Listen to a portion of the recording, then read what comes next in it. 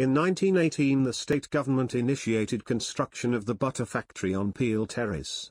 This was to replace the original and outdated butter factory that was located on local farmer Richard Gale's property, Fairlawn.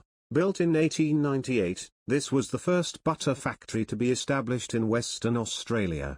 In addition to making butter and cream, the new factory also served as an ice works, supplying ice to local residents before the advent of refrigeration. After World War I, with milk production burgeoning due to group settlement, the factory was purchased in 1926 by South West Dairy Produce Cooperative. During this time the name was changed to Sunny West Dairies Proprietary Limited. High overheads during the off-season and more efficient road transport eventually led to centralization and the closure of many of the company's factories. In 1952, when butter production ceased, a dried milk plant was installed. Then, when the overseas market for dried milk products slumped, the building was reduced to serving as a depot for trucks.